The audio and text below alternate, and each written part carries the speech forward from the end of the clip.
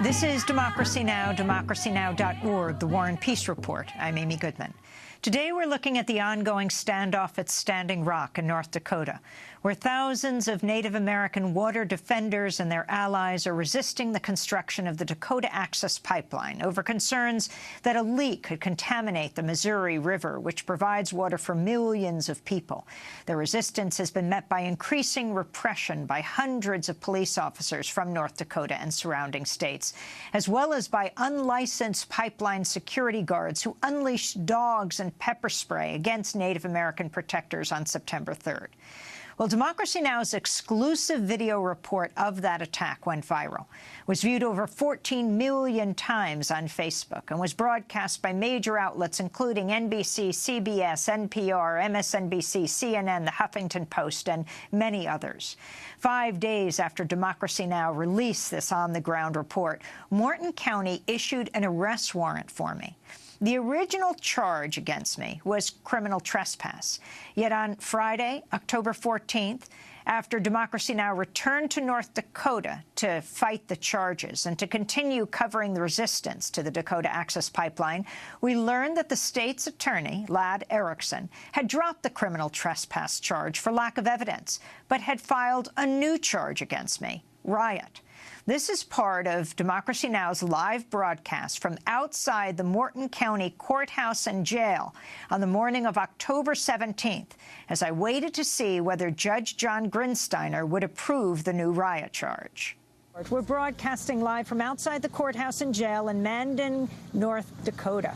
Water and land protectors, as they call themselves, report facing increasing repression amidst the ongoing resistance to the $3.8 billion Dakota Access Pipeline. Police have begun deploying military-grade equipment, including armored personnel carriers, surveillance helicopters, planes, and drones. North Dakota Governor Jack Dalrymple activated the National Guard in late September. Roughly 140 people have been arrested. Some report being strip-searched in custody at the Morton County Jail, even when they're facing minor misdemeanor charges. This is Dr. Sarah Jumping Eagle, a pediatrician on the Standing Rock Sioux Reservation, a member of the Standing Rock Sioux tribe. When I was taken to the jail, first I was taken by a corrections officer, transported from the protest site to the Morton County Jail. And then when they took me in there, you know, they had to take some basic information. And then one of the things that they do is have you go into a small room, and there was a female officer there, and we had to take my clothes off, and then I don't know, basically Cavity search? No, not a cavity search, but I had to squat and cough. That's what she said. I had to squat and cough and then put the orange suit on. So you were put in an orange jumpsuit? Yeah, I was put in an orange jumpsuit, and then I was held there for several hours. And initially, you know, my family didn't know where I was, or didn't, you know, they heard about it pretty quickly, and were able to come and bond me out or bail me out. I don't know what you call it, but I was in there for several hours. How did it make you feel? It made me feel, you know, it made me think about, you know, my ancestors and what had they gone through. And this was in no way a comparison to what we've survived before. So it just made me feel more determined about what I'm doing and why I'm here. That's Dr. Sarah Jumping Eagle, a pediatrician, member of the Standing Rock Sioux tribe. She was charged with disorderly conduct. LaDonna Braveville Allard, who founded the first resistance camp, the Sacred Stone Camp, on her own land April 1st, says her daughter was recently arrested, taken into custody at the Morton County Jail, strip-searched in front of multiple male officers, then left for hours in her cell naked and freezing before the guards finally gave her clothes to wear.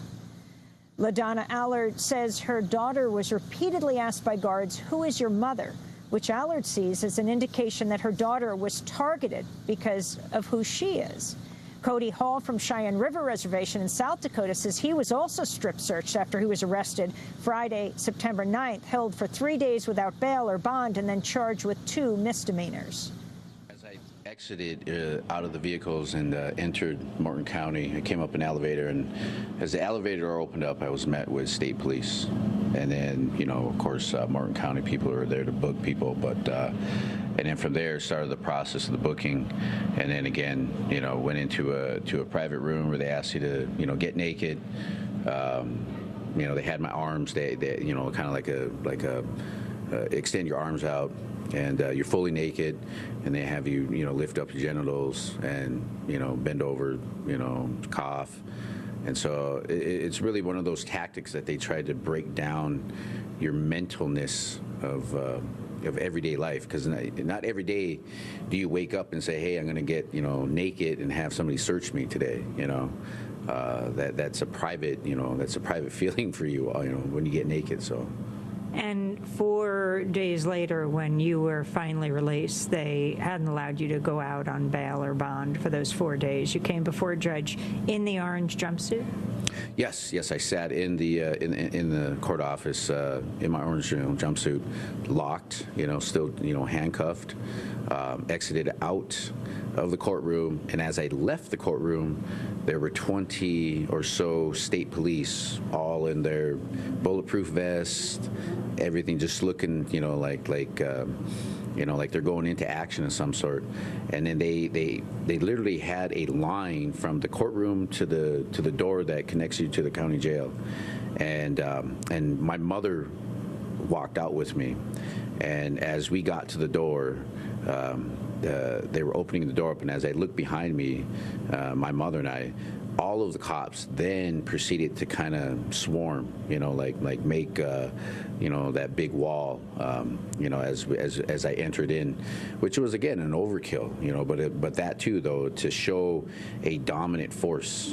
That was Cody Hall, who was arrested on 2 misdemeanors, held for 4 days, strip searched here at the Morton County Jail just behind us.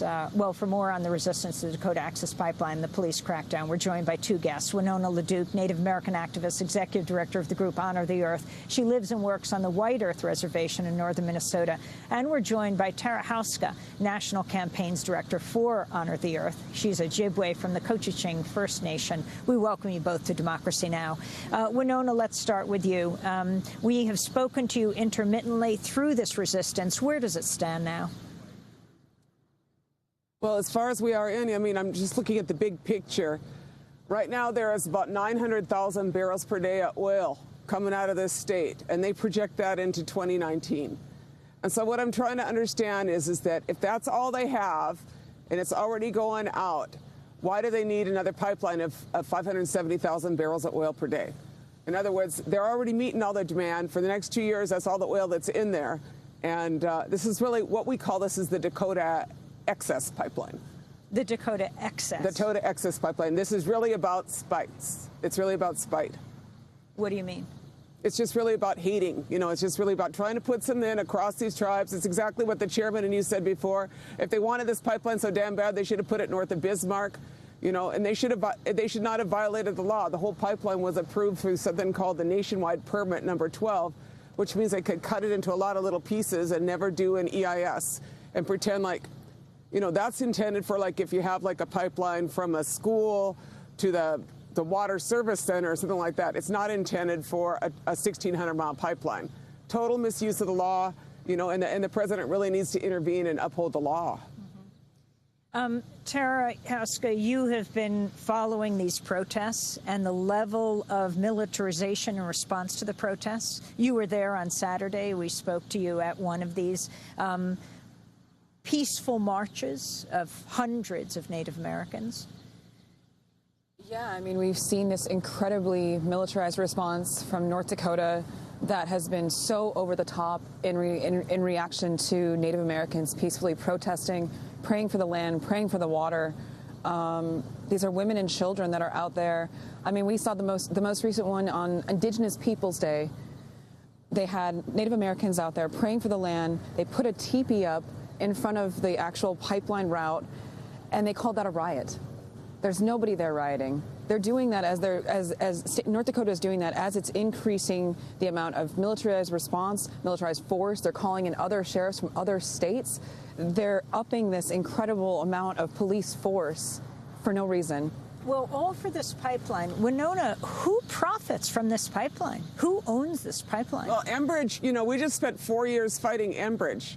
And Enbridge and Marathon Oil just bought a third of this pipeline. And you fought them in northern Minnesota. We fought them in northern Minnesota, and in August they announced that they had canceled the Sandpiper, which was the 640,000 barrel per day oil pipeline, pipeline from here, fracked oil pipeline they wanted to put across our territory. We defeated that pipeline, and they came out here and moved out here. But, I think that the whole context that you're talking about is really important. This is pretty much the deep north. That's what it is. Nobody's been paying attention to what's happening in North Dakota. They've been flying over it, hopes it work out for y'all.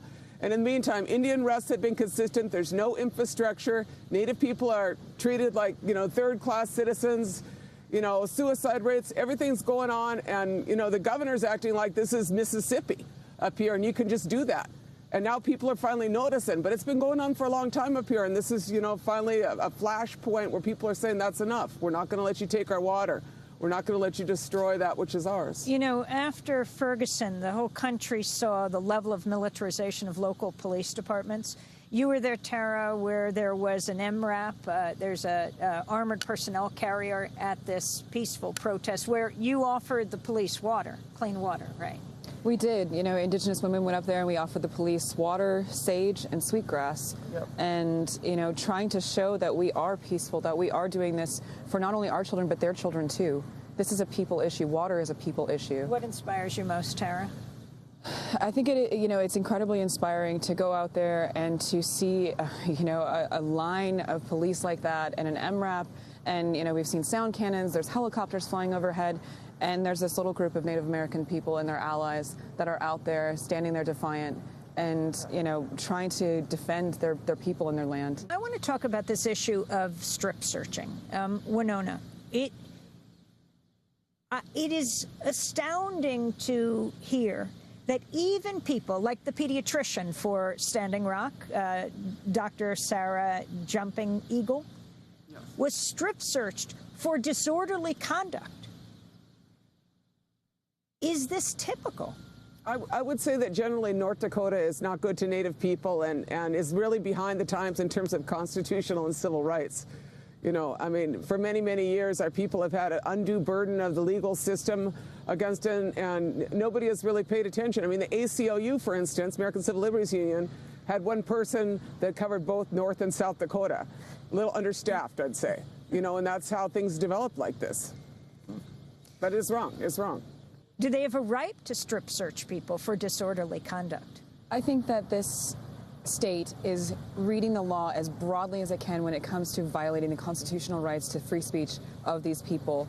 I think that they, just like Winona said, they have a very long history of treating folks in this manner, and it's now just kind of coming to light, right? We're seeing yourself being, as a journalist, being arrested when you're out there on the front lines. You're seeing Shailene Woodley, a famous actress, that's out there being arrested as she's filming it, live streaming it, back to her, RV.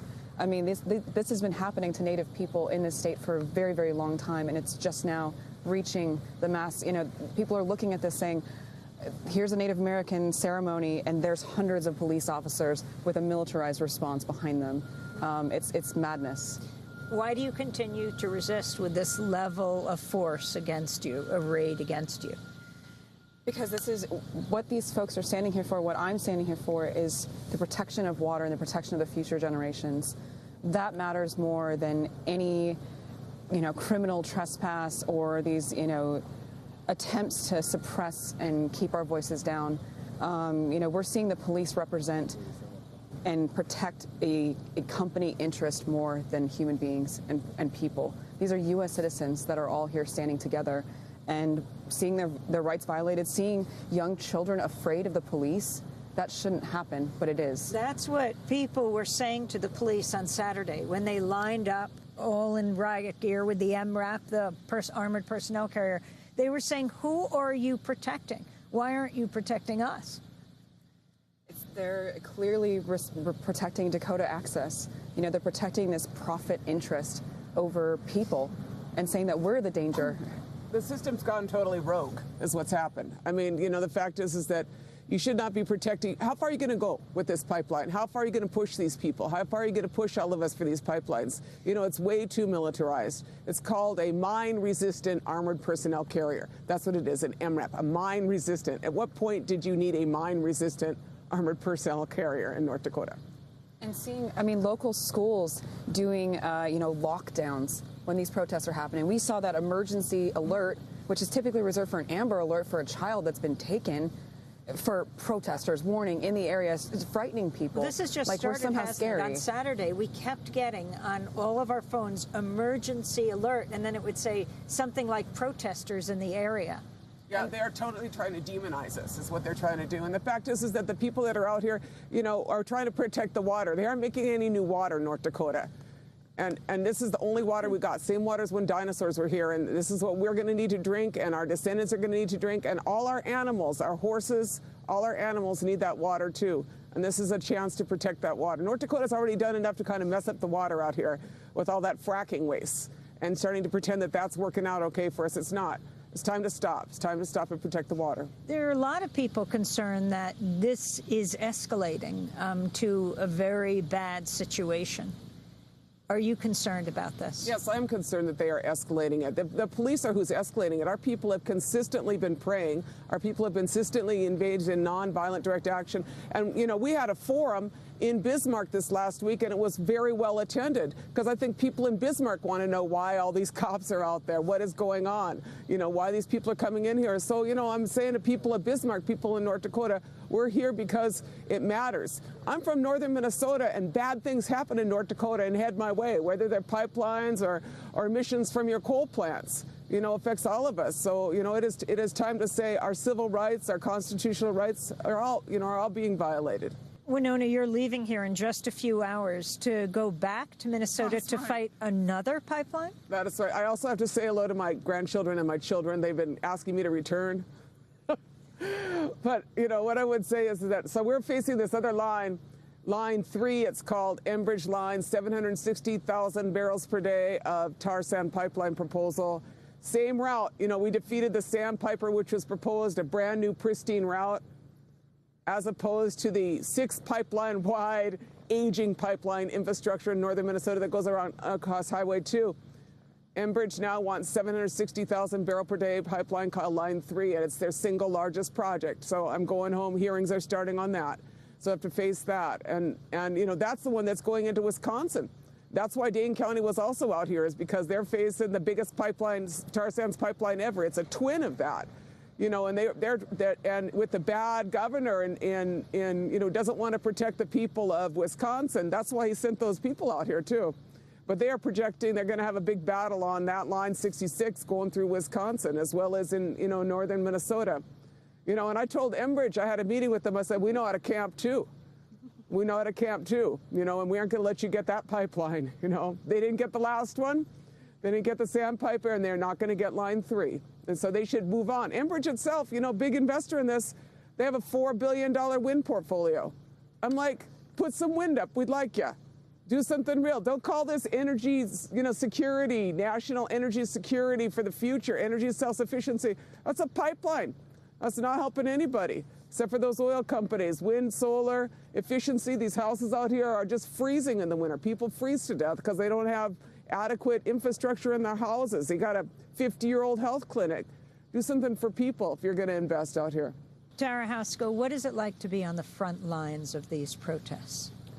When you're out there, you are in a very rural place. I mean, North Dakota is a very rural state, and there's very limited cell service. There's very limited connection and connectivity to the outside world.